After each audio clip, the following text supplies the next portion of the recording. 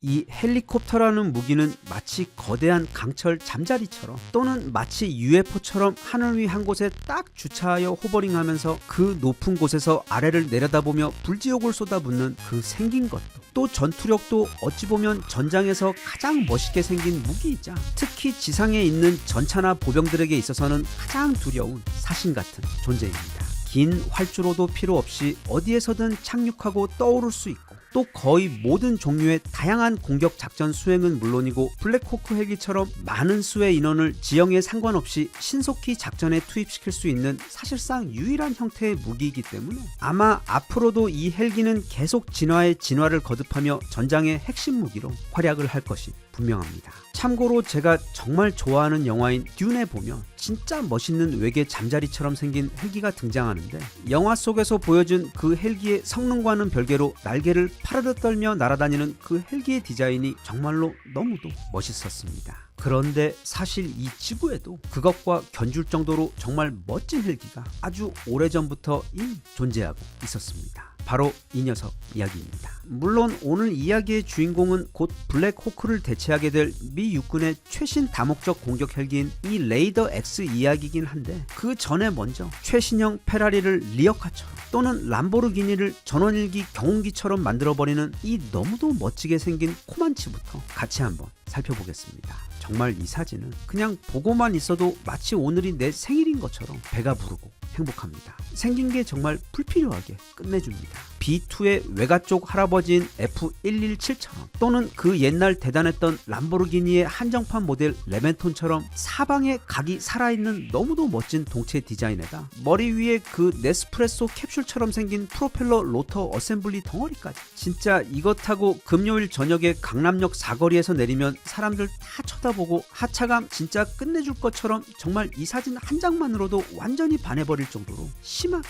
멋지게 생겼습니다. 이 멋진 헬기의 정식 명칭은 RAH-66 코만치입니다. 록히드 마틴의 자회사이자 세계 최고의 밀리터리 헬기 제조사인 시콜스키에서 만든 스텔스 공격 헬기입니다. 그런데 놀랍게도 이 헬기가 처음 비행한 게 그러니까 이 사진이 촬영된 시점이 무려 30년 전인 1996년입니다. 우리나라에서 그 IMF가 터지기 딱 1년 전이자 한국의 최고 민속놀이인 스타크래프트라는 것이 처음 나와서 그때 매일 PC방에서 정신없이 게임이나 하고 있던 때인데 미국에서는 이런 물건이 하늘을 날아다니고 있었던 것입니다. 이 헬기는 스텔스 기능에다 더해 마치 스포츠 헬기처럼 엄청난 속도까지 낼 수 있었는데 거기다가 또 무려 후진으로 시속 120km의 속도로 날 수 있었고 워낙 동체 밸런스가 좋아 각종 미사일 등 다양한 공격 무기들까지 운용할 수 있어 1996년 이 헬기가 모든 테스트에 성공하자 미 국방부는 엄청 만족하며 이제 이걸 대량 생산해서 미 육군 여기저기에다 엄청나게 보급을 하려고 하던 차 갑자기 사업에 브레이크가 걸려버렸습니다. 당시 주적이었던 러시아가 경제력도 또 군사력도 크게 나빠지며 이제는 더 이상 엄청난 수의 전차를 유럽의 넓은 평원에서 운용할 형편이 되지 못하게 되었는데다 바로 몇 년 전 걸프전에서 너무 많은 돈을 써버려서 대당 1000억에 달하는 이 비싼 헬기를 대량 생산하는 것을 미국 의회에서 지적을 하며 결국 이 멋진 헬기는 딱 2대의 프로토타입만이 생산된 후 여기 보이는 이런 멋진 사진 몇 장과 영상만을 남긴 채 역사 속으로 사라지게 되었고 대신 1975년에 개발되어 미 육군의 주력으로 계속 사용되어 온 그 유명한 아파치가 계속 주전으로 활동하게 되었습니다. 그렇게 생각하니 우리 아파치의 나이가 벌써 50입니다. 물론 그 사이 오스프리 같은 변종 헬기들이 등장했고 그냥 사진으로 봤을 때는 정말 너무도 멋있는 모델이었지만 이게 로터가 돌아가다 자꾸 추락하며 과부 제조기라는 별명까지 가지게 되는 등 계속 실패가 이어지다가 드디어 미군의 입맛에 꼭 맞는 차세대 헬기가 등장해 버렸습니다. 그게 바로 오늘 영상의 주인공인 이 모델 시콜스키의 레이더 X 헬기입니다. 하늘 위를 날아다니는 미끈한 초고속 잠수함처럼 생긴 이 헬기는 미 육군의 차세대 공격 정찰 헬기 프로그램에서 도입이 가장 유력시 되고 있는 완벽한 모델로 지금 미군의 블랙호크가 하고 있는 정찰과 수송 외 아파치가 하고 있는 공격 영역 등을 모두 아우르며 수행하게 될 정말 만능의 차세대 공격 헬기입니다. 그 중에서도 레이더 X의 가장 큰 장점은 바로 엄청난 속도입니다. 터빈 엔진을 2개나 달고 있는 아파치의 경우도 시속 269km가 최대 속도인데, 이 레이더 X의 경우 위에 프로펠러가 2개나 있고 또 뒤에도 잠수함처럼 대형 프로펠러가 있어 무려 시속 460km로 날아다닙니다. 날아가는 모습만 보면 그냥 극한으로 진화해버린 옛날 그 에어울프처럼 보이기도 합니다. 아무튼 그리고 무엇보다 이게 대형 헬기임에도 그 디자인과 디테일 모두가 정말 너무 멋있습니다. 자꾸 무기 소개하면서 디자인 이야기해서 미안하긴 한데, 개인적으로 세상에서 가장 멋있는 물건들 중 최고의 것들이 대부분은 과거와 현재의 무기들이라고 생각합니다. 과거에는 물론 현재까지도 그 비슷한 것조차 존재하지 않는 유일무이한 괴물 발명품 우리 거북선은 말할 것도 없고, 고대 스파르타 전사들의 투구나 방패 또한 그러하며, 또 중세 기사들의 갑옷들 역시 말하자면 입 아프고, 2차 대전 당시 실제로 지금의 명품 브랜드 보스가 디자인했던 그 묘한 카키 컬러의 독일군 군복이나 또는 그들의 다양한 전차들, 그리고 이후 한참 나중에 등장한 초강력 파리잡기 탱크 게파드도 너무 멋있고, 아니면 소련의 그 정말 무지막지한 대가리를 가진, 그리고 알자지라 방송국처럼 주변에 사람 많을 때에는 그 이름을 무척 조심히 발음해야 하는 TOS-1 브랄티노, 이후 미국에서 등장한 그 우아하기 그지없는 죽음의 백조 B1이나 또는 빼박 현실판 UFO 그 잡채인 B2 폭격기,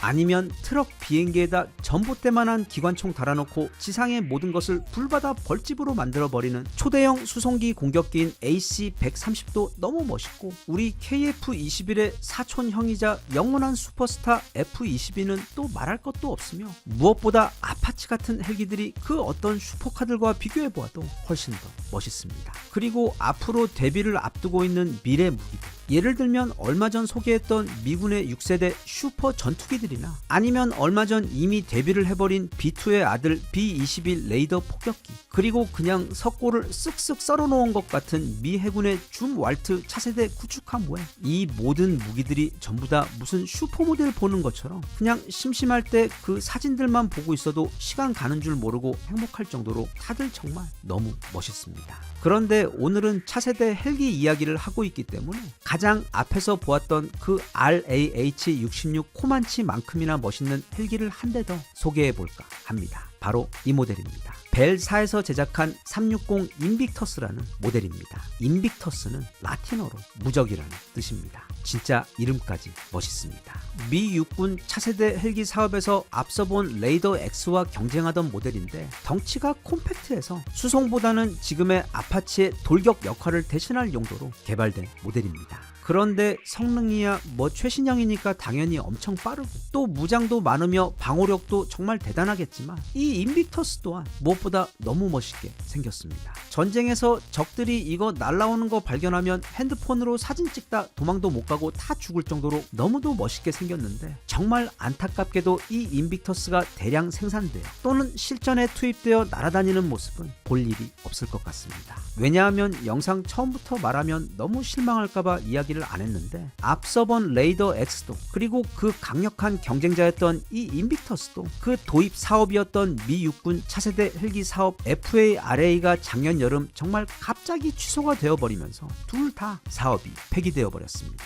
레이더 X의 경우 현재 이미 98%까지 개발이 완료되었고, 인빅터스 또한 95%까지 개발이 다 마쳤는데도 그 두 모델 다 앞에서 본 그 코만치의 경우처럼 실제 생산으로는 이어지지 않게 되었기 때문입니다. 진짜 이 헬기 쪽도 미인 방명입니다. 그럼 이미 거의 다 개발이 끝났으니까 시콜스키나 벨 모두 다른 나라 군에게 이걸 팔면 되지 않냐 생각할 수도 있는데, 이 세상에 미국 말고 이렇게 비싼 무기를 생산하고 또 운용할 수 있는 나라는 없기 때문에 이 비운의 멋진 헬기들은 아마 앞으로 영원히 하늘을 날지 못할 것입니다. 그런데 미군이 그동안 엄청나게 공을 들여 개발한 이 프로젝트에서 갑자기 그렇게 방향을 튼 이유는, 그러니까 작년 기준 지난 2년간 우크라이나에서 벌어지는 새로운 전쟁 형태를 보니까 전차나 장갑차 또는 이런 헬기와 같은 전통적인 방식의 무기들보다 소형 공격 드론을 활용한 전쟁법에 집중하는 게 훨씬 더 효과적이고 효율적이라는 결론에 도달했기 때문입니다. 사실 맞는 소리긴 합니다. 저 헬기들 한 대당 못해도 500억 원에서 1000억 원 정도 할 건데 저기 하늘에다 100만 원짜리 소형 드론 100대 뿌려서 공격을 해버리면 속수무책 당할 수밖에 없는 게 요즘 전장의 상황이기 때문에 아마 앞으로는 드론과 인공지능을 사용한 점점 더 작아지고 생산비도 점점 더 저렴해진 그런 스마트하고 강력한 무기들 위주로 앞으로 등장하게 될 차세대 무기들이 구성될 것으로 보입니다. 아무튼 비록 실제로 생산되거나 또는 전장에 투입되지는 않더라도 이런 멋진 무기들이 개발되어 이렇게 사진과 영상으로나마 존재해 주어 보는 동안 행복하고 감사하게 생각합니다. 우리나라는 아직 이 드론 쪽으로는 좀 조용한 것 같은데 하지만 항상 이런 쪽에서 가장 현명하게 누구보다 한 발 앞서 특히 아무도 모르게 뒤에서 조용히 개발을 다 해놓은 다음에 마치 여친에게 깜짝 선물을 공개하듯 어느 날 갑자기 이제부터 개발을 시작할 것이다 라고 거짓말을 하며 공개를 하는 습관이 있기 때문에 아마 지금쯤 한화나 현대 또는 카이 연구소 어느 곳에서 곧 전세계를 깜짝 놀래킬 엄청난 드론 무기가 이미 비밀리에 개발되고 있지 않을까 혼자 믿고 있고 또 실제로도 꼭 그랬으면 좋겠습니다.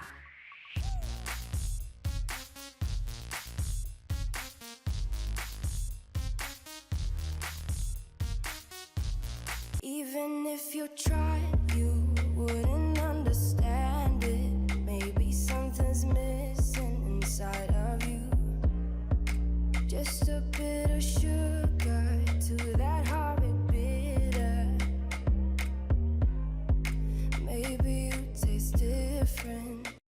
옛말에 윗물이 맑아야 아랫물이 맑다는 말이 있는데 만약 그 윗물이 중국이라면 문제가 달라집니다. 지금 참다 못한 동남아 국가들이 연합해서 곧 중국과 거의 전쟁이라도 할 정도로 경고를 하고 있고 또 여기다가 호시탐탐 중국 빈집털이를 노리고 있는 칼의 인도 역시 함께 중국을 강력하게 경고하고 있어. 그렇게 중국은 현재 거의 서쪽에 있는 모든 나라들과 일촉즉발의 아주 위험한 상황에 있어. 어찌된 일인지 그 내용 함께 알아볼까 합니다. 오늘의 주제는 바로 생명의 원천인 물입니다. 동남아 국가들에 조금이라도 관심이 있으시거나 또는 여행을 가봤거나 아니면 동네에서 가끔 메콩타이 가서 쌀국수를 드셔보신 분들은 이 메콩강이라는 이름을 한 번쯤 들어본 적이 있을 겁니다. 메콩강은 동남아의 아마존이라고 부르는 그 길이만 해도 무려 4,800km가 넘어가는 어마어마하게 긴 강으로 저 높은 곳 티베트 고원에서 시작해서 중국을 거쳐 이후 미얀마와 태국, 라오스, 캄보디아와 베트남 등 동남아의 모든 국가를 관통하며 흐르는 한마디로 마치 우리에게 한강이 있듯이 그 동남아 국가들에게도 각각 그 나라에서 가장 중요한 강이 있는데 그 강이 모두 다 이 메콩강일 정도로 그 국가들에게 있어 생명과도 같은 너무도 중요한 강입니다. 참고로 이 메콩강을 따라 물고기를 잡으며 생계를 이어가는 어부의 수가 총 7천만 명이 넘으며 이 메콩강에는 여기 사진에서 보이는 것처럼 거의 무슨 아마존에서나 볼 법한 거대한 물고기를 포함 수천 종의 민물 물고기들이 풍부하게 서식하고 있어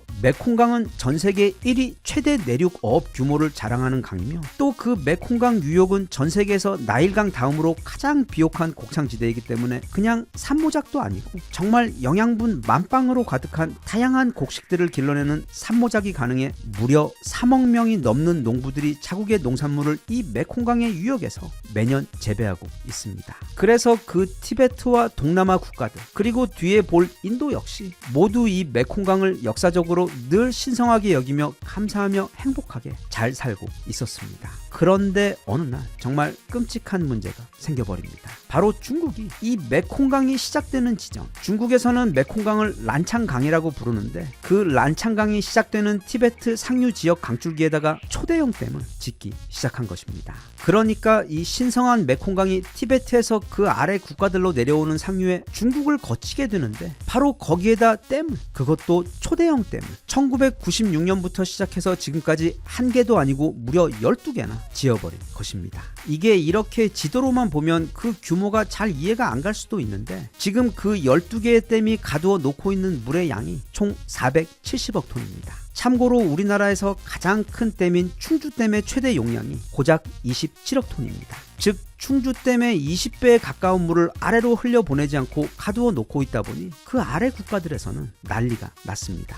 메콩강이 단지 수위가 낮아지고 있는 것이 아니라 아예 말라버려 그 주변이 초토화되어버려 지난 수천 년 동안 그 메콩강에서 고기를 잡고 또 그 비옥한 유역에서 농사를 짓던 그 동남아 국가들의 어부와 농부들의 삶이 그 말라버린 강바닥처럼 처참하게 무너지고 있는 상황입니다. 실제로 일부 조사에 의하면 이미 하류 메콩강에 서식 중인 어류 중 70%가 사라졌고, 그래서 메콩강에서 어업을 하며 살아왔던 어부들 가운데 80%가 이미 더 이상 물고기를 잡지 못해 고무 채취나 양봉으로 강제 전직을 하며 생계를 이어가고 있고, 그 외 전에는 산모작을 하며 엄청난 양의 곡식을 만들어내던 메콩강 유역도 이제는 물도 말라버리고 또 영양가 높은 퇴적물도 쌓이지 않아 간신히 이모작 정도만을 하고 있어 농업 역시 초토화된 상태인데도 어찌된 게 이런 상황에서도 그 동남아 국가들은 중국에게 제대로 항의를 하지 못하고 있었습니다. 그 이유는 바로 중국의 돈 때문이며, 또 그 동남아 국가들 대부분 자국 인구 비율의 많게는 20%,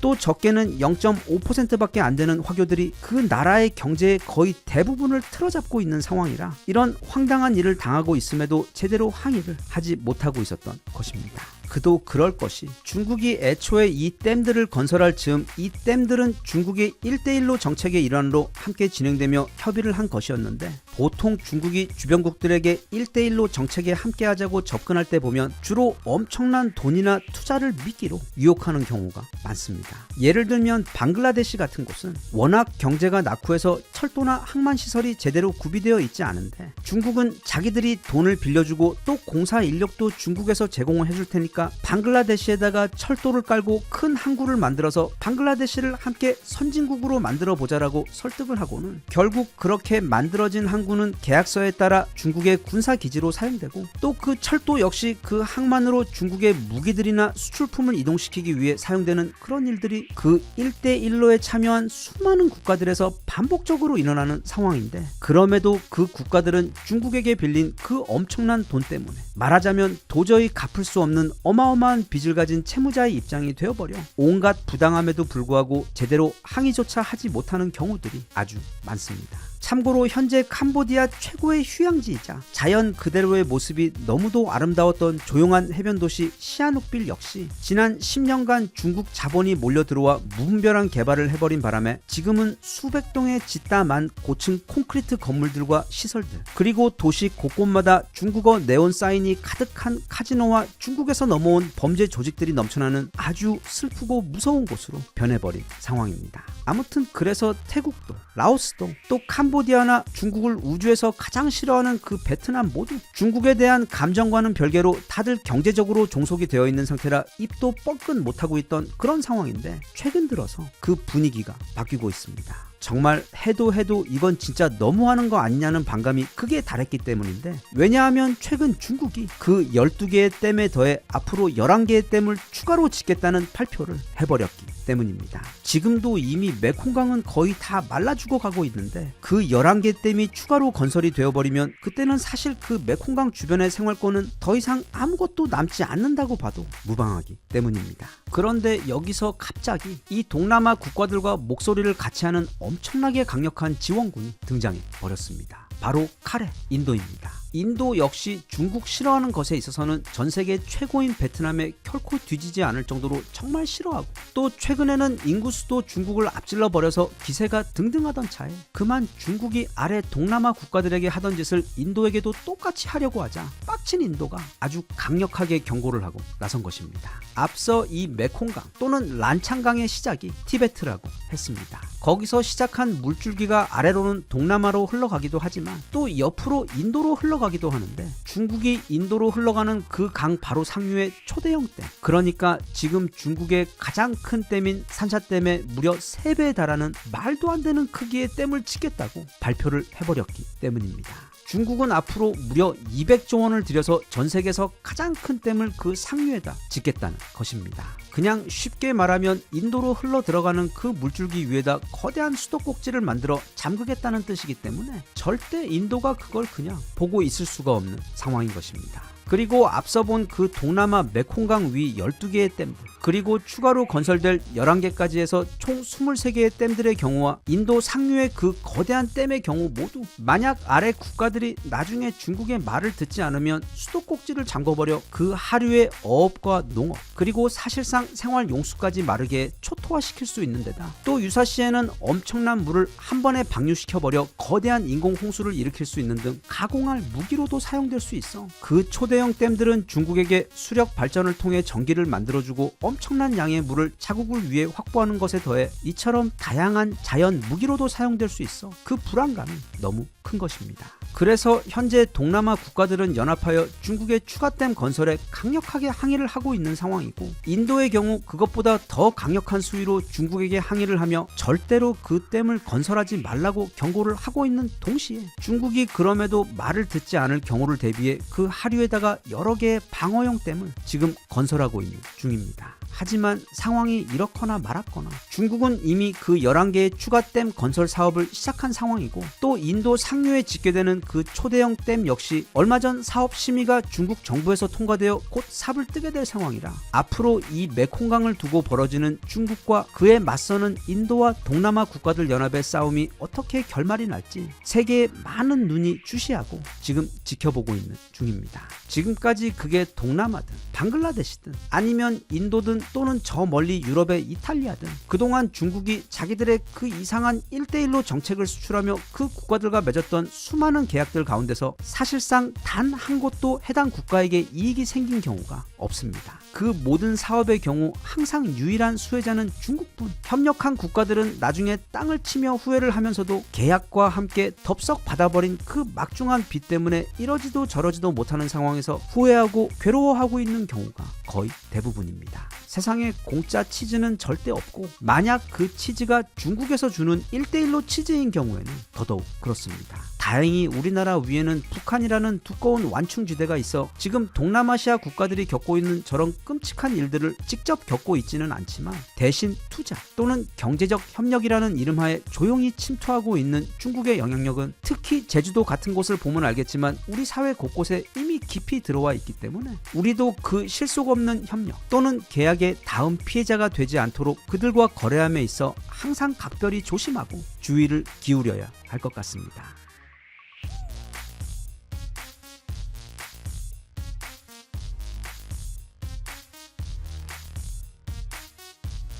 Even if you tried, you wouldn't understand it. Maybe something's missing inside of you. Just a bit of sugar to that horrid bitter. Maybe you taste different.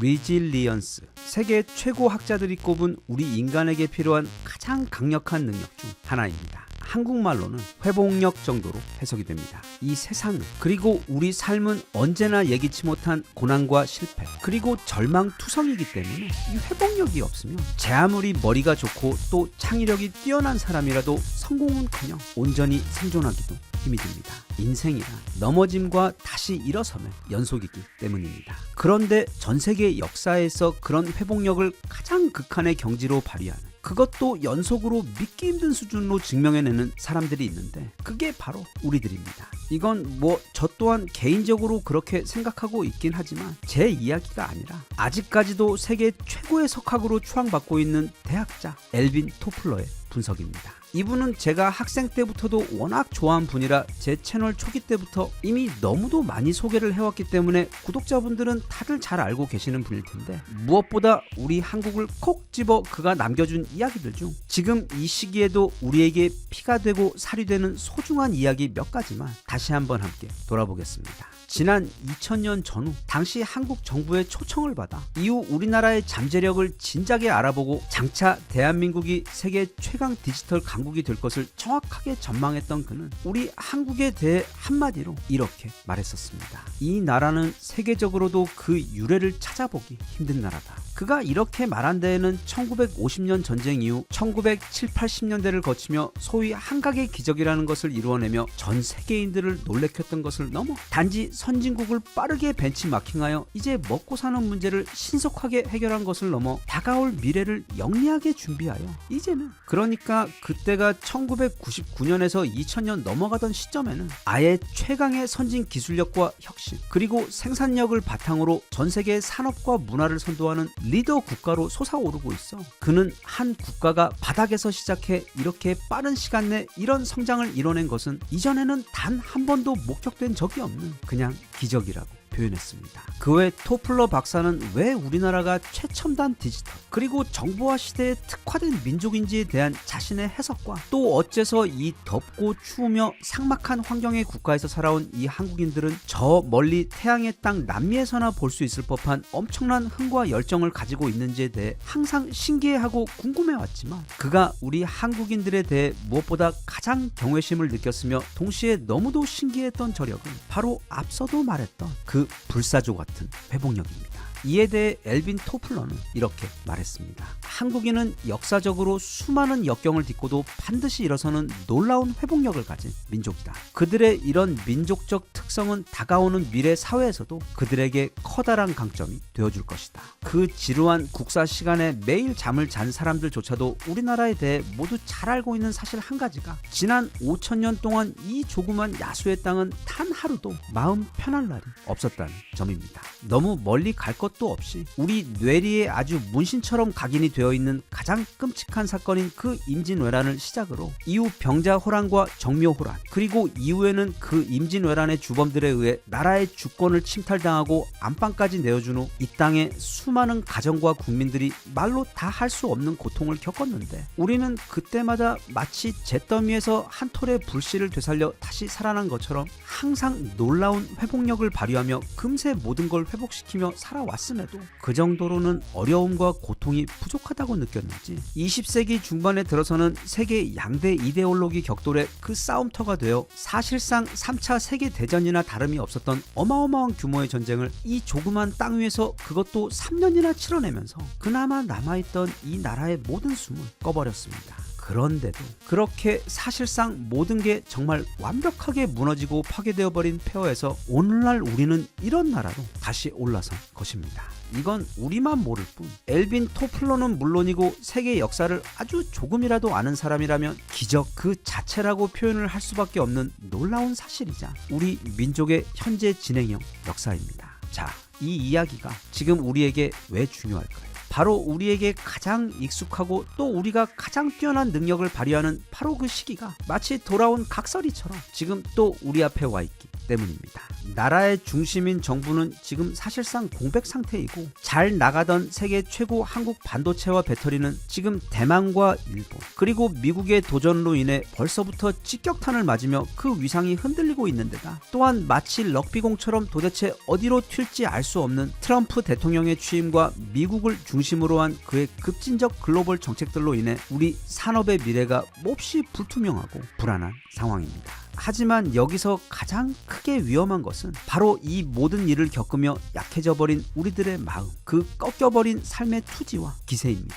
호랑이에게 잡혀가도 정신만 똑바로 차리면 살 수 있다는 말은 전 세계 어디보다 이 호랑이 국가의 후손들인 우리들에게 가장 어울리는 말이자 지금 우리에게 가장 필요한 각성입니다. 지금 우리가 겪고 있는 또는 지나고 있는 이런 어려움 정도는 우리가 마음 단단히 각성하고 단결해서 달려들면 진짜 쌈 싸먹듯 해치우고 순식간에 모든 걸 다 정상화시킬 수 있는 저력을 우리는 가지고 있고 또 수도 없이 증명해 왔으며 지금은 바로 그걸 해야 하는 것이 이 역사 속 우리의 시기적 사명입니다. 벌써 2월이라 지금 국난도 빨리빨리 해결해버리고 올해를 다시 성장의 해로 만들어갔으면 좋겠습니다. 그동안 정체되고 막혀있던 나라의 많은 부분들이 다시 빨리 정상화되어 이 바닥을 찍고 엘빈 토플러가 극찬했던 바로 그 회복력으로 마치 탄탄한 고무공이 튀어오르듯 올해부터는 다시 우리나라와 우리 개인 모두 잠시 끊어졌던 그 성장을 모두 다시 이어갔으면 좋겠습니다.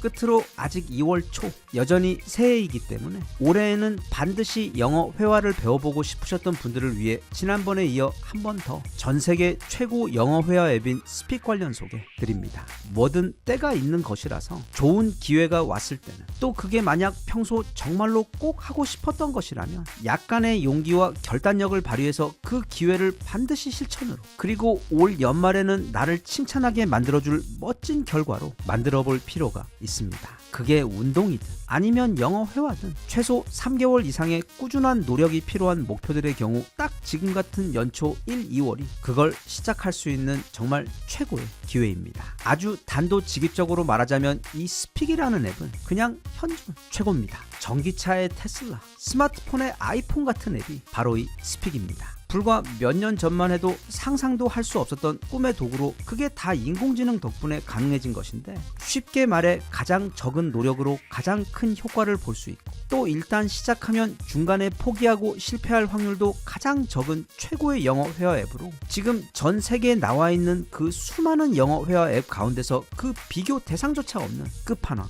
앱입니다. 참고로 이 스픽은 2024년 구글 플레이 올해의 베스트 앱으로 선정된 최고의 챔피언 앱으로 이미 그 퀄리티와 효과는 넘치도록 검증이 된 도구입니다. 스픽이 가진 여러 가지 기능들 가운데 가장 재미있고 또 그래서 처음 시작할 때 즉각적으로 도움이 되는 아주 좋은 기능 한 가지만 소개를 해보자면 바로 프리톡 기능입니다. 그 이름 그대로 내가 진짜 사람과 영어로 대화를 하는 것과 그 차이를 알 수 없을 정도의 고퀄 영어 프리토킹 대화를 인공지능과 나눌 수 있는 것이 바로 프리톡입니다. 앱을 켜자마자 여기 아래 보이는 이 사람 모양 아이콘이 바로 프리톡입니다. 이걸 누르면 이제 정말로 영어로 대화를 시작하게 됩니다. 프리톡을 시작할 때 어떤 주제에 대해 이야기하고 싶은지 내가 선택할 수 있는데 대부분이 다 엄청나게 실용적입니다. 그리고 이게 또 인공지능이다 보니까 무려 내 마음대로 마치 영화를 찍는 영화 감독처럼 어떤 상황이든 내가 원하는 시나리오를 설정해서 롤플레이를 할 수가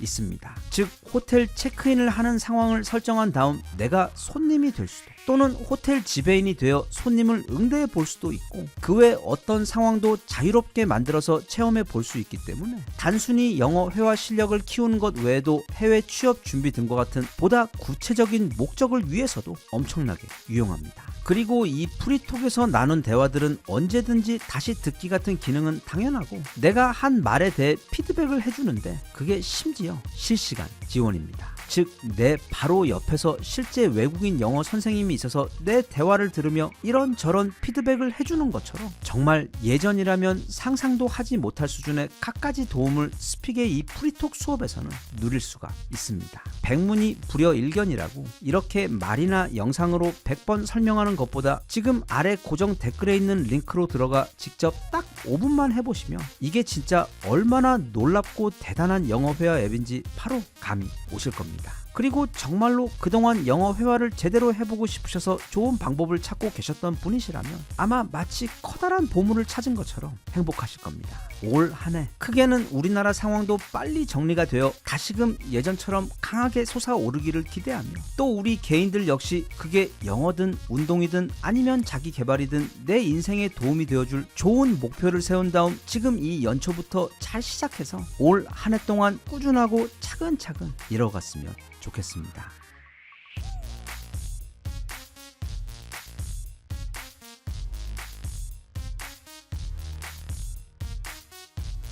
Even if you tried, you wouldn't understand it. Maybe something's missing inside of you. Just a bit of sugar to that horrid bitter. Maybe you taste different. 며칠 전 세상이 발칵 뒤집혔습니다. 인공지능 때문인데, 안 그래도 지금 전 세계가 다들 미친 듯이 경쟁 중인 이 인공지능 호수 안에서 생각지도 못한 엄청난 메기 한 마리가 등장했기 때문입니다. 먼저 1월 20일 취임한 트럼프는 바로 그 다음날 스타게이트 프로젝트라는 것을 발표합니다. 쉽게 말해 앞으로 약 5천억 달러, 우리 돈으로는 대략 800조 원에 달하는 돈을 5년 동안 쏟아부어 전 세계 인공지능 경쟁에서 미국이 초격차 수준으로 앞서 나가도록 만들겠다는 선언이었습니다. 참고로 이 800조 원이라는 돈은 무려 B2 폭격기 400대를 살 수 있는 돈, 또는 우리 K2 전차 4만 대를 살 수 있는 천문학적인 액수로, 그리고 작년 이 분야 우리나라 최전선 파이터인 네이버가 진짜 영끌해서 투자한 것이 딱 1조 원이었던 것을 생각해보면 그냥 말도 안 되게 많은 아주 무시무시한 액수입니다. 미국이 실제로 이 스타게이트 프로젝트를 풀 가동하면 나머지는 사실상 다 죽습니다. 왜냐하면 구글이나 오픈 AI 그리고 메타 등 이미 전 세계 최강 인공지능 회사들이 모두 미국에 있는 상황에서, 그러니까 안 그래도 전교 1등 하고 있는 애한테 대치동 최고 1타 과외 선생님을 1대1로 과목별로 붙여주어 그래서 2등과의 격차를 아예 따라잡을 수 없는 초격차 수준까지 벌려버리고, 앞으로 30년 동안 지난 30년 동안 미국의 테크 회사들이 누려온 것과 같은 압도적 독점 지위를 이 인공지능 시대에도 미국이 누리겠다는 의도가 담긴 것이 바로 이 스타게이트 프로젝트이기 때문입니다. 그래서 거의 확실하게 앞으로는 미국만 살고 나머지는 다 죽게 됩니다. 그러니까 꼭 죽는다기보다는 미국의 하청 국가 수준으로 떨어지게 되어 지금 구글이 그리고 유튜브가 전 세계 검색과 동영상 플랫폼 서비스를 사실상 완전히 독점하고 있고, 또 아마존이 미국은 물론 전 세계 온라인 시장을 장악하고 있으며, 메타와 메타의 인스타그램 그리고 엑소와 같은 미국의 SNS 플랫폼들이 전 세계를 완벽하게 장악하고 있는 상황을 다음 단계인 인공지능의 시대에서도 이어가겠다는 의도입니다. 참고로 우리나라는 그런 상황에서도 네이버로 검색을 하고 또 아마존 대신 쿠팡으로 온라인 구매를 하는 등 이 지구에서 그 무시무시한 미국 플랫폼 대신 자국의 플랫폼을 쓰는 사실상 거의 유일한 이상한 국가입니다. 아무튼 미국이 이런 엄청난 발표를 하고 난 지 대략 일주일도 지나지 않아, 그러니까 바로 며칠 전 저녁에 세상이 발칵 뒤집어져 버렸습니다.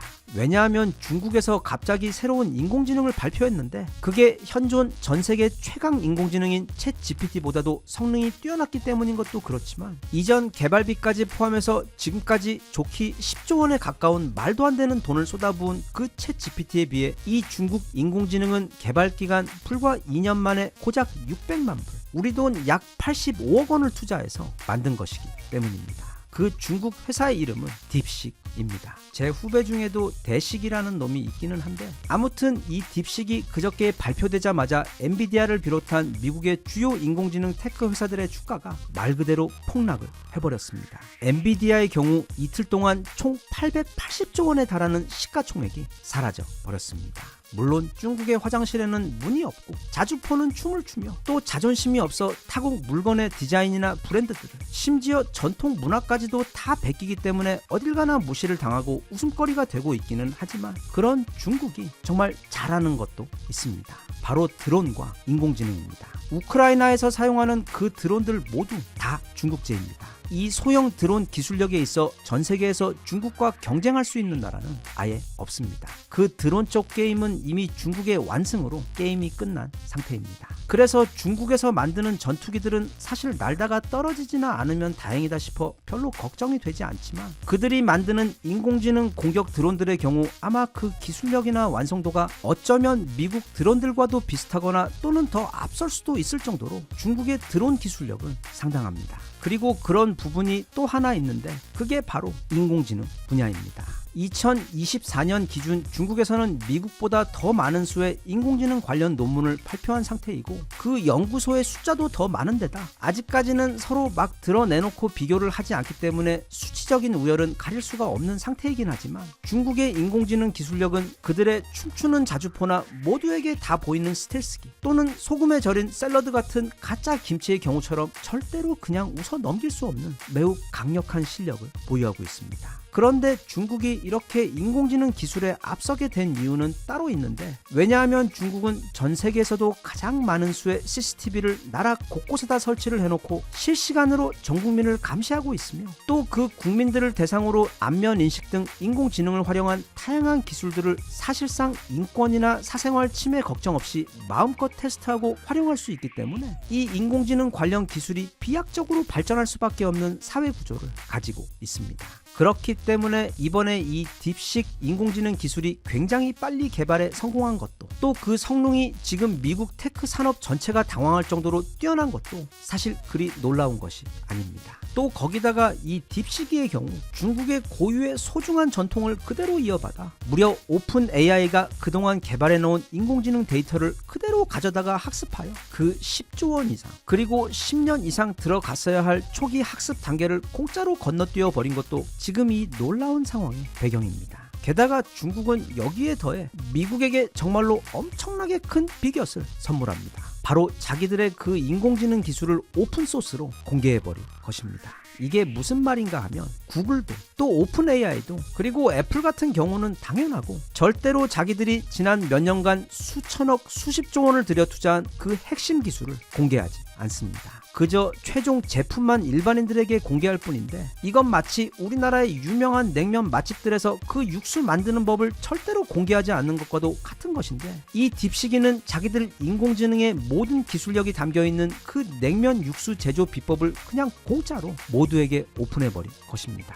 그래서 지금 미국의 최고 인공지능 냉면 업계는 난리가 난 것입니다. 이렇게 대단한 기술을 그냥 모두에게 공짜로 오픈한다는 것은 대단하긴 하지만, 한편 이건 매우 중국답지 않은 선택이기 때문에 어딘가 찝찝함이 있는데, 실제로 이건 중국이 공익을 위해 그렇게 한 것이 아닌 어차피 자기들은 미국의 인공지능 산업을 따라잡을 수가 없기 때문에 그럴 바엔 전 세계 모두에게 그 소스를 풀어버려 미국의 독주에 치명적인 회방을 놓기 위한 것이 그 진짜 목적입니다. 아무튼 현재 상황이 이렇게 돼서 그 딥시기의 등장으로 인해 앞으로 미국의 그 스타게이트 프로젝트의 성과도 불확실해졌고, 또 그래서 전 세계 인공지능 시장의 향방 또한 한치 앞을 내다볼 수 없는 지금 그렇게 엄청난 혼돈의 상황이 시작되어 버린 상황입니다. 이런 상황에서 오늘날 구글을 만든 세계 최고의 멘토이자 전 구글 CEO 에릭 슈미트가 얼마 전 인터뷰에서 했다가 크게 문제가 되었던 발언을 함께 들어볼까 합니다. 그는 챗 GPT가 크게 성공하며 전 세계적으로 인공지능에 대한 기대감이 폭발하던 그때 곧 다가올 인공지능 미래 시대에 대해 이렇게 전망했습니다. 첫째, 근미래 인공지능 시대는 승자 독식의 시대가 될 것이며 결국 한 나라가 모든 패권을 쥐게 될 것이다. 그 승자의 지위를 가지게 될 가능성이 있는 나라는 현재 미국과 중국밖에 없다. 둘째, 샘 알트만이 앞으로 챗 GPT 개발에 1000억 달러가 필요하다고 했는데 그건 거짓말이다. 최소 3000억 달러가 필요하다. 인공지능 개발은 결국에는 돈 싸움이며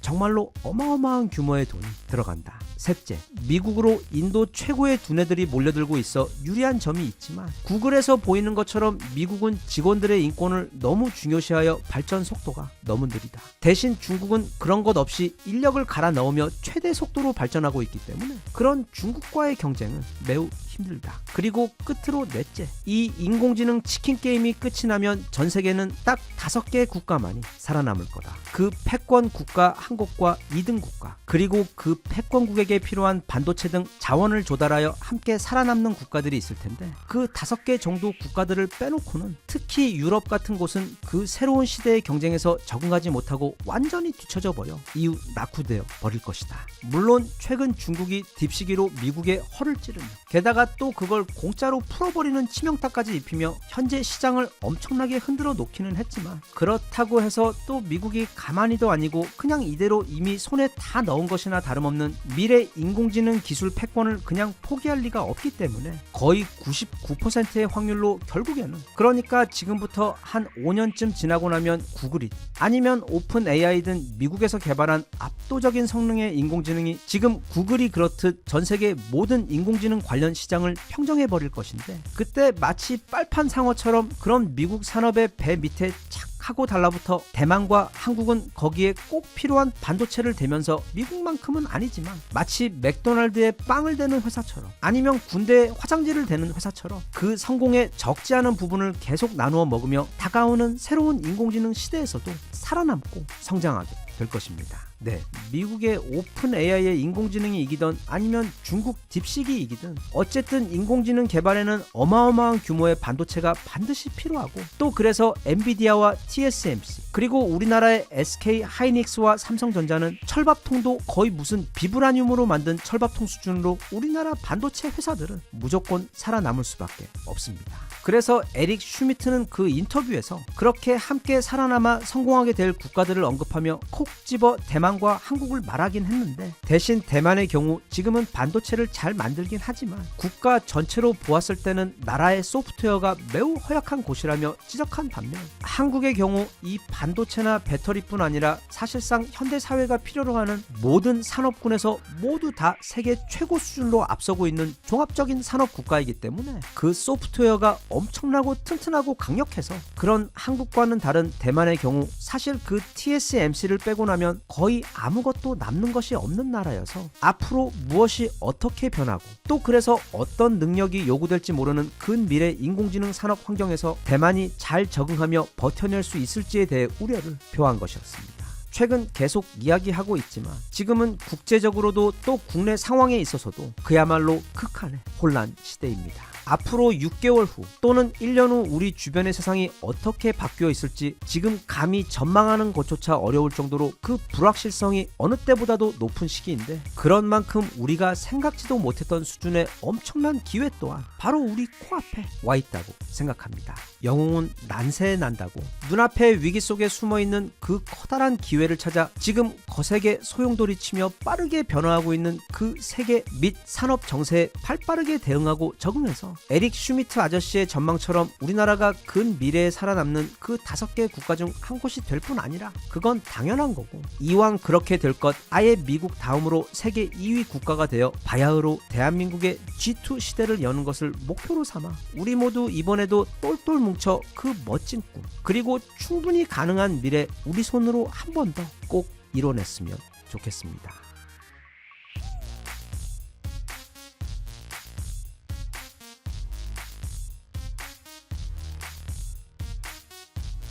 Even if you tried, you wouldn't understand it. Maybe something's missing inside of you. Just a bit of sugar to that horrid bitter. Maybe you taste different. 이게 가장 최근에 공개된 미국의 차세대 전투기의 모습입니다. F-22의 직계 후속 모델이자 무장부터 항속권 그리고 인공지능을 사용한 멀티 드론 컨트롤 능력 등 그냥 꿈같은 전투기의 모습이 최근 공개되었습니다. 먼저 이 미국이라는 나라의 무기 개발 역사를 좀 살짝 살펴보면 우선 이게 지난 30년 동안 전 세계의 하늘을 군림했던 진정한 넘사벽의 폭격기인 B-2입니다. 일단 생긴 것부터 앞으로 50년 후에 나올 디자인이라고 해도 하나도 이상할 게 없을 정도로 너무도 멋지고 비현실적인 이 B-2 폭격기는 그 처음 비행을 한 것이 무려 1989년입니다. 그리고 그 B-2의 조카이자 우리가 너무도 사랑하는 현실적인 최고의 전투기가 바로 이 F-22 랩터인데 예전에 이 F-22 한 대와 F-15기 144대가 컴퓨터 시뮬레이션으로 전투를 벌였는데 그때 무려 144대 빵으로 F-22 혼자 F-15 144대를 모두 격추해 전멸을 시켜버렸을 정도로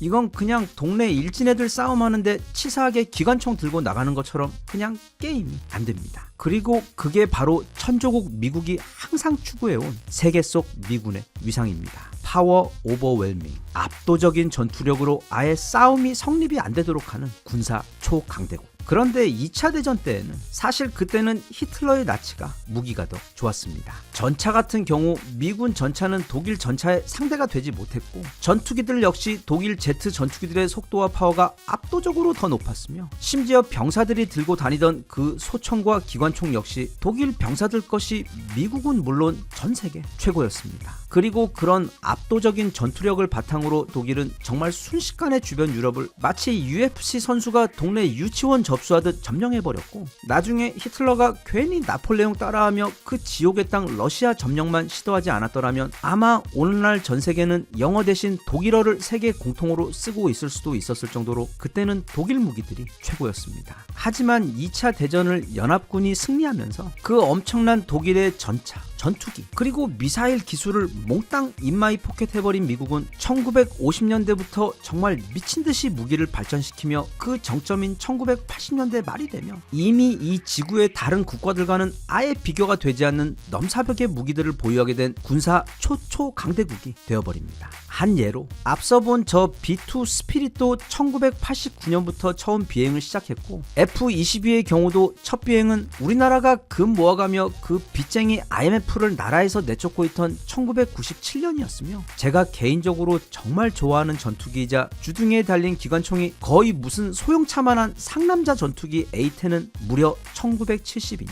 하늘에서 빙빙 돌며 지상에 있는 목표물 가루로 만들어버리는 날아다니는 천공해성 C-130의 경우 1954년 미국의 자랑인 M1 전차와 지금 우크라이나에서 러시아 탱크를 때려잡고 있는 괴물 장갑차 M2 브래들리 모두 무려 1981년에 등장한 무기들입니다. 끝으로 우리가 영화에서 많이 보던 이 콜트 권총 또한 아직도 당시에는 이런 서부시대 리볼버 권총들이 대부분이었던 무려 1911년에 등장했던 말도 안 되게 미래적인 권총이었을 정도로 대략 딱 1980년대 중반쯤 되고 나면 이미 미국은 전 세계에 그 적수가 없을 정도로 마치 전국 각지에서 모인 우리 귀여운 기아 모닝 동호회 혼자 치사하게 페라리 타고 나온 경우처럼 말 그대로 천상천하 유아독존의 국가였습니다. 하지만 그 사이 막 베트남이 우리나라 축구를 이기고 중국 전기차들이 전세계 전기차 판매량 1위를 하고 있으며 한편 한국은 자기들이 만든 전차로 막 독일 최신 전차를 이기며 세계 1위 전차로 등극하고 또 자기들끼리 혼자 뚝딱뚝딱 해서 이제는 5세대 전투기까지 날려서 성공시켜버리는 등 무엇보다 남 베끼는 것 아니면 할 줄 아는 게 없는 중국이 미국의 가장 소중한 공군 무기 데이터를 훔쳐가서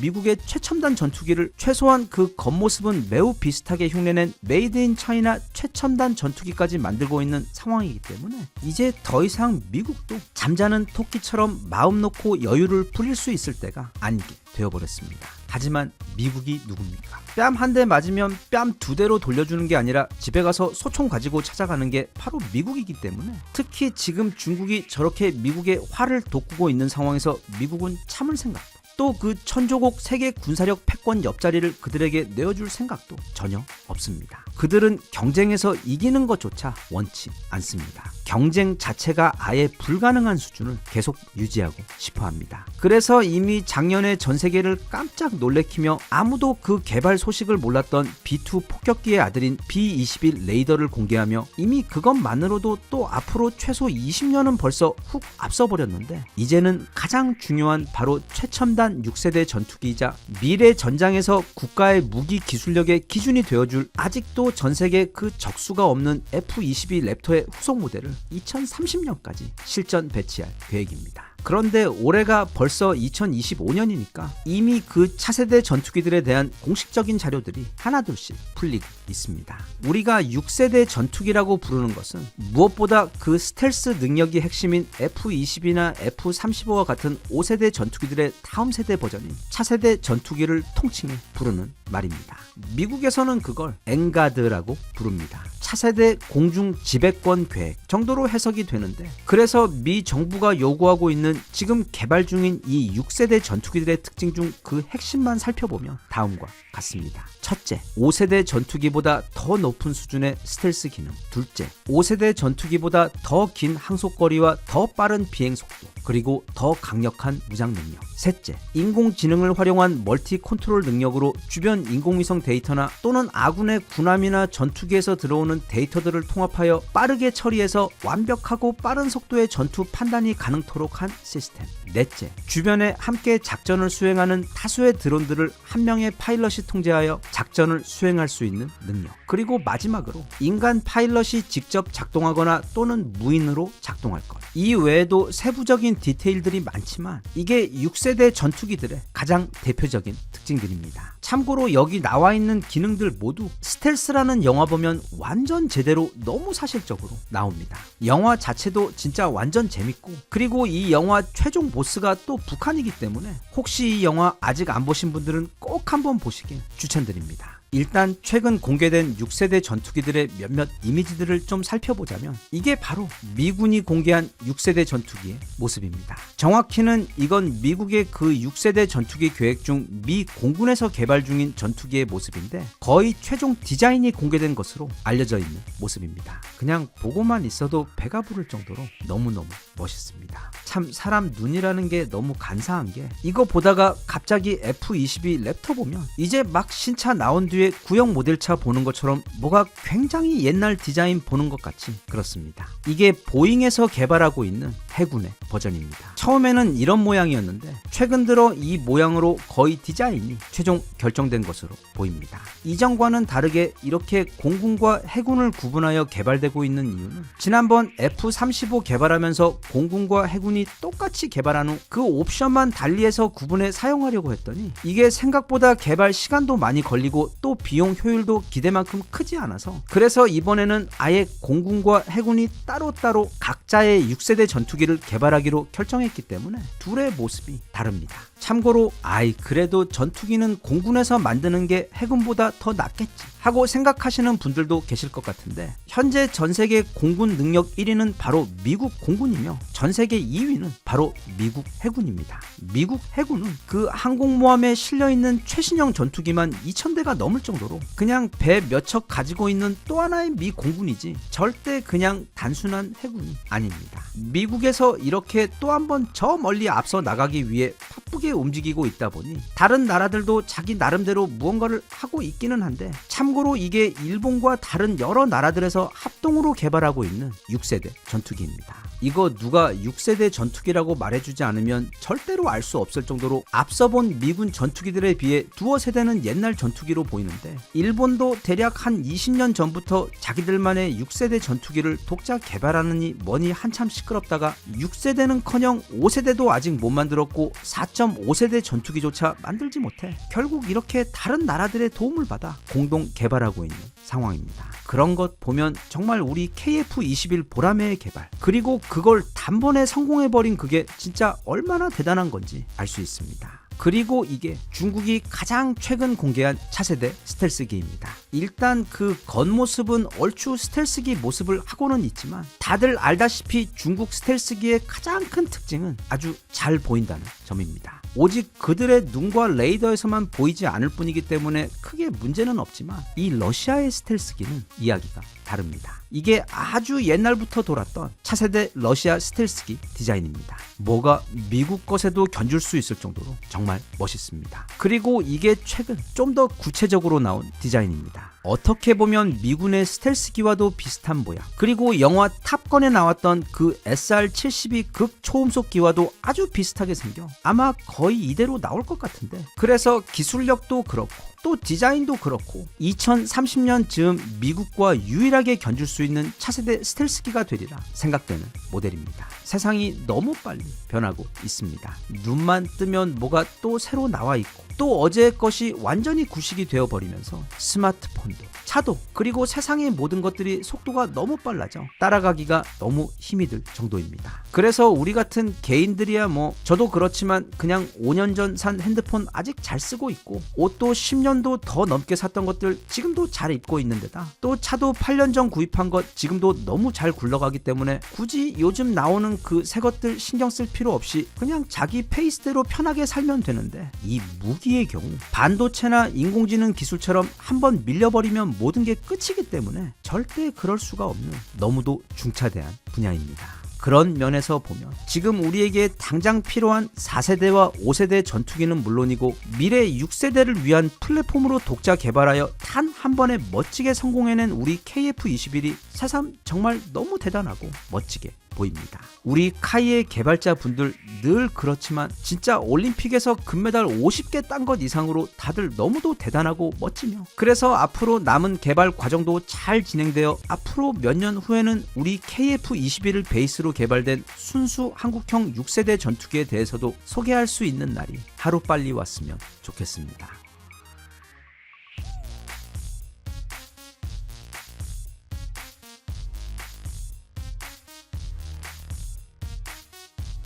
Even if you tried, you wouldn't understand it. Maybe something's missing.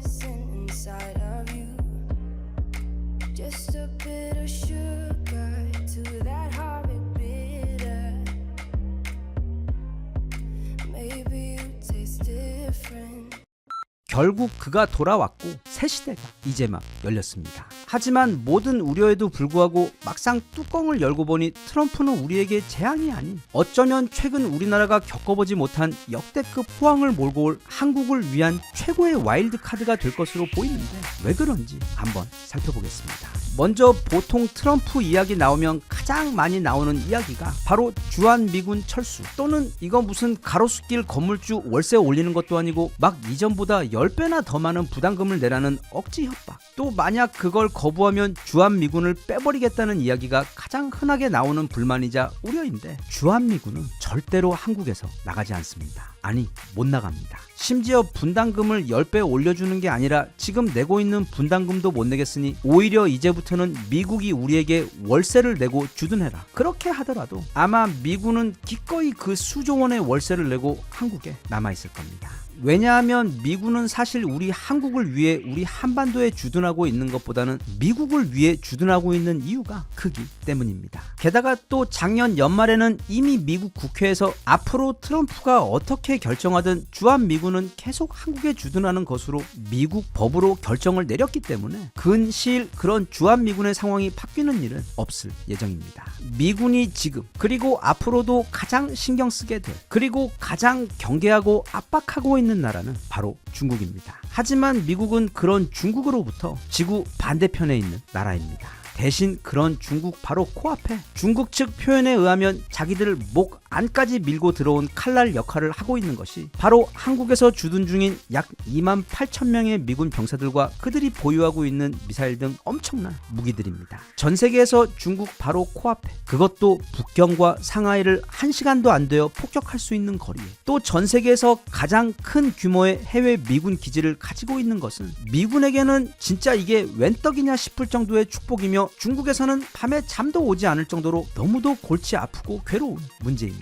그런데 그런 황금 요충지를 분담금을 10배 올려주지 않는다고 뺀다는 건 현 실정과 상식에 전혀 부합이 되지 않는 어불성설입니다. 그럼 일본이 있지 않냐 하고 반문할 수 있는데, 일본의 오키나와 기지는 우리 평택과 중국 북경 상하이와의 거리보다도 무려 2배나 멀리 떨어져 있습니다. 1분 1초가 급한 전시 상황에서 공격까지 무려 1시간 이상이 더 추가로 소요되기 때문에 우리가 전방이면 일본은 그냥 후방 병참 기지 정도밖에 그 역할을 못합니다. 그리고 한국과 미국은 전 세계 어디에도 없는 특별한 혈맹입니다. 이건 그냥 듣기 좋으라고 하는 소리가 아니라 딱 2가지만 살펴보겠습니다. 미군이 다른 나라를 위해 가장 많은 수의 자국 병사를 잃은 것이 바로 한국전쟁입니다. 우리가 오늘날까지도 한국전쟁 참전 미군 병사들에 대해 예우를 잊지 않는 것도 바로 그 이유입니다. 그리고 그 반대로 한국이 다른 나라를 위해 가장 많은 수의 우리 병사를 희생하고 잃은 것 또한 바로 베트남전이었습니다. 특히 베트남전에서는 우리 한국군 없었으면 미국은 진작에 전쟁 지고 짐 싸서 집에 왔었을 정도로 결국 이기지는 못했지만 미국이 그 지옥 같은 전쟁에서 그만큼 버티고 또 나중에는 자존심도 챙기면서 철수할 수 있었던 것은 우리 한국군의 사신과도 같은 전투력과 용맹 그리고 희생 덕분이었습니다. 그렇게 이 두 국가는 매우 특별한 과거를 공유하고 있는 세상에서 둘도 없는 혈맹 국가입니다. 그런 반면 일본은 평화로운 미국 본토에 선전포고도 없이 선빵을 날리며 쳐들어간 침략군이자 나중에 진짜 큰 거 2방 제대로 맞고 항복하기는 했지만 미국은 일본을 절대로 완전히 믿지 못합니다. 언제든 그들은 상황이 자기들에게 유리해지고 미국에게 불리해지면 주인인 미국의 목덜미를 물 개라는 것을 미국은 잘 알고 있기 때문에 위치도 아시아에 있고 또 하도 말을 잘 들어서 이런저런 용도로 유용하게 써먹고는 있으나 미국 역시 언젠가 그 용도가 다 하고 나면 정말 하루아침에 일본을 버릴 것입니다. 물론 선전포고 없이. 그리고 일본은 우리 한국과는 달리 지정학적으로도 또 산업적으로도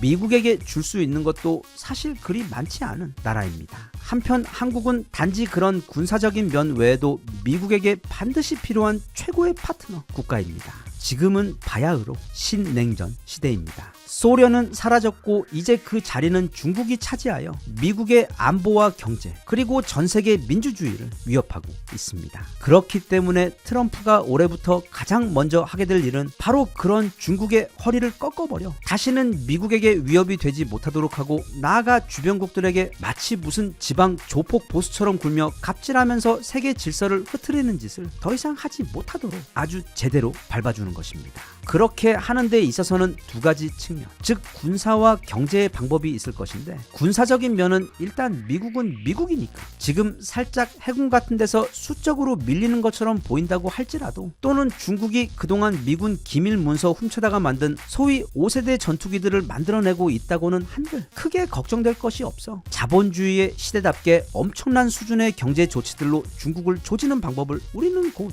보게 될 것입니다. 특히 최근 20년간 중국이 심혈을 기울여 발전시키고 또 그래서 얼추 많이 따라온 것처럼 보이기도 하는 바로 그 최첨단 산업들, 즉 배터리, 반도체, 전기차, 그리고 인공지능 같은 분야들에 대해 트럼프는 미국이 가진 모든 무기를 다 쏟아부어 아주 초토화를 시켜버릴 겁니다. 그리고 거기에 더해 트럼프는 우선 제조업 탈중국화에 집중하여 지난 30년 넘게 중국에게 의존해왔던 제조업을 파격적으로 끊어버리고 그중 일부를 미국 내에서 되살리는 방법을 취할 것인데, 하지만 아무리 미국 내 제조업이 빨리 되살아난다고 해도 한계가 있습니다. 그리고 바로 그 지점이 이 대한민국이라는 작고 신기한 나라가 미국에게 가장 필요한 이유입니다. 우리는 단지 전 세계 최고의 반도체, 전기차, 배터리, 그리고 방산 무기만 잘 만드는 최첨단 산업 국가가 아니라 손톱깎이부터 초대형 발전기까지, 그리고 상상 가능한 모든 물건을 모두 0부터 100까지 다 이 한국 내에서 개발하고 제조할 수 있는 전 세계 진짜 1티어 최강 제조업 국가입니다.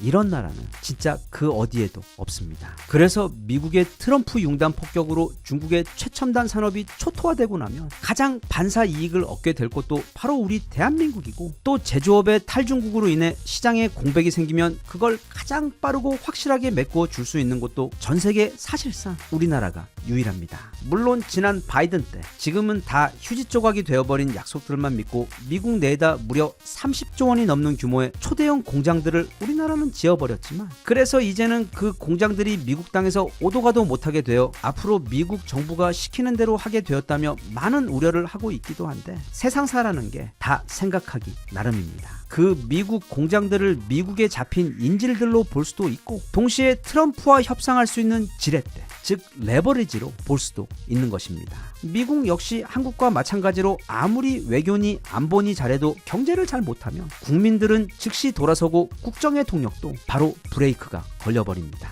그리고 그건 특히 다른 모든 것보다 미국의 경제를 가장 우선시하고 있는 트럼프에게 있어 더더욱 사실입니다. 자기가 운전대를 맡은 다음 미국 경제가 잘 되고 일자리가 늘어나야 미국 국민들은 트럼프를 인정해주고 따를 것입니다. 그런데 미국 내 다른 산업의 성패에 직접적으로 연관이 되어 있는 우리나라 최첨단 배터리 및 반도체 공장들과 또 미국 내 여러 지역에 수십만 개의 일자리를 책임지고 있는 우리나라 자동차 공장들이 삐걱거리게 되면, 그때는 물론 우리나라 기업들도 좀 타격을 입겠지만 트럼프의 경우 모든 걸 잃을 수도 있게 됩니다. 즉 이게 이 영상 가장 앞에서 살펴본 그 주한미군의 문제나, 또는 여기 미국에 최근 지은 한국 기업들의 공장들에 대한 문제나, 그 골자는 똑같습니다. 우리도 또 트럼프도 그 누구도 완전한 갑의 위치에 있지 않습니다. 서로가 서로의 목줄을 쥐고 있으며 함께 동반자멸하거나 아니면 함께 서로 돕고 협력하며 크게 성공하거나 두 선택지밖에 없습니다. 게다가 또 우리는 그렇게 미국과 거래를 하면서도 중국과도 거래를 이어갈 수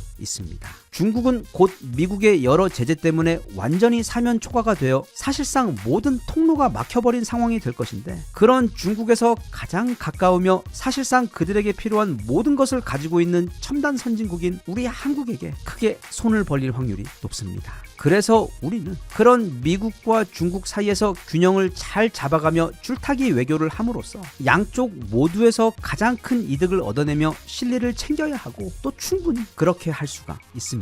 그게 우리나라가 지난 1000년 이상 동안 가장 잘 해오던 생존 전략이자, 게다가 또 우리나라는 이 줄타기에 있어 타고난 내공이 있는 민족입니다. 그렇기 때문에 너무 쫄 필요 없다고 생각합니다. 우리에게도 미국과 미군은 너무도 중요하지만 어쩌면 그 이상으로 미국에게도 우리나라와 우리 기업들과의 협력이 절실하기 때문입니다. 그렇기 때문에 실력 좋은 포커 선수처럼 최대한 우리가 가진 우려를 숨기고 동시에 우리가 가진 강점들에 대해 자신감을 보이면서 상대의 패에 맞추어 그에 가장 맞는 패로 응대하며 절대 기싸움에서 밀리지 말고 플레이를 해야만 합니다. 세상 만사가 다 그렇지만 무엇보다 이 국제 외교라는 것은 다 기브 앤 테이크입니다. 즉 주지 않고 받기만 하는 거래는 이 세상에 없습니다. 그래서 잘 주고 그리고 잘 받는 외교를 해야 하는데 다행히 우리는 앞서도 보았듯 미국에게 줄 수 있는 게 아주 많습니다. 그리고 또 너무 좋게도 미국으로부터 또는 오직 미국에게만 받을 수 있는 우리에게 필요한 것들도 아주 많습니다. 제 아무리 트럼프라고 하더라도 절대로 테이크만을 할 수는 없습니다. 사업가인 그는 그 누구보다 이 사실을 잘 알고 있습니다. 그래서 지금처럼 너무 빼앗기는 것들에만 집중을 해서 손해를 본다고 생각할 게 아니라 차라리 그들이 원하는 걸 어떻게 하면 더 만족스럽게 주고 대신 우리에게 필요한 것들도 더 많이 더 확실하게 받아낼 수 있을지 그렇게 생산적인 기브 앤 테이크를 통해 전 세계 최고 혈맹인 한국과 미국이 모두 승자가 될 수 있는 현명한 태도로 앞으로의 상황을 바라보며 대처해야 한다고 생각합니다. 그리고 끝으로 어린이들이 읽는 동화에도 또 우리가 보는 영화 속에서도 보면 절대 위기 없이 기회만 오는 경우는 없습니다. 지금은 큰 위기, 그래서 그 안에서 커다란 기회가 함께 숨어서 찾아온 상황입니다. 참 우연스럽게도 지난 2017년 트럼프가 대통령이 되었을 때도 우리나라는 당시에도 탄핵 정국으로 그때 나라가 너무도 혼란스러웠습니다. 하지만 트럼프의 그 첫 번째 임기 동안 우리나라는 사실상 최고의 호황기를 보냈고 대한민국의 위상도 그 전과는 비교될 수 없을 정도로 높아졌습니다. 그런데 이번 트럼프 정권 역시 정말 우연스럽게도 우리나라가 다시 또 탄핵 정국으로 혼란스러운 이때 시작되고 있습니다. 부디 트럼프를 대하는 우리 국가 각 분야의 수장들께서 그 위기를 대비하되 그것과 함께 찾아온 기회도 함께 볼 줄 알며 무엇보다 우리나라와 우리 국민들 그리고 우리 산업에 대해 당당한 자신감을 갖고서 어쩌면 우리에게 최고의 성장과 호황을 가져다줄 기회가 될지도 모르는 이 혼돈의 시기를 부디 현명하게 잘 헤쳐나가시기를 기대합니다.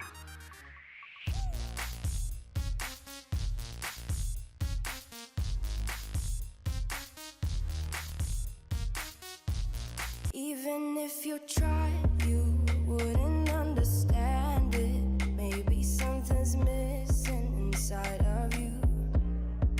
Just a bit of